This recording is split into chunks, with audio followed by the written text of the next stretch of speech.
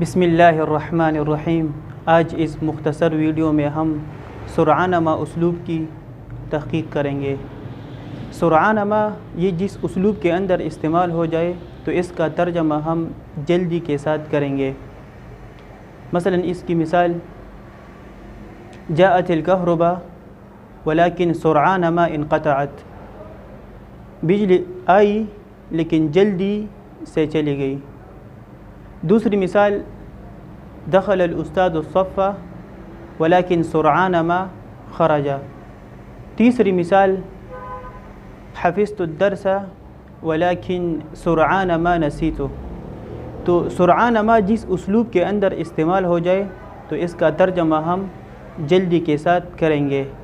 اور سرعان ما کی جگہ 3 کلمات اور بھی استعمال ہوتے ہیں، مثلا فوراً، مباشرتاً، بسرعہ۔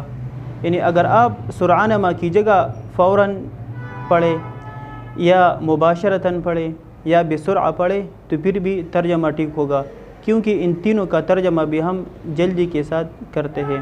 مثلا اس تینوں کی مثال جاءت الكهرباء ولكن انقطعت بسرعة، جاءت الكهرباء ولكن انقطعت مباشرة، جاءت الكهرباء ولكن انقطعت بالسرعة۔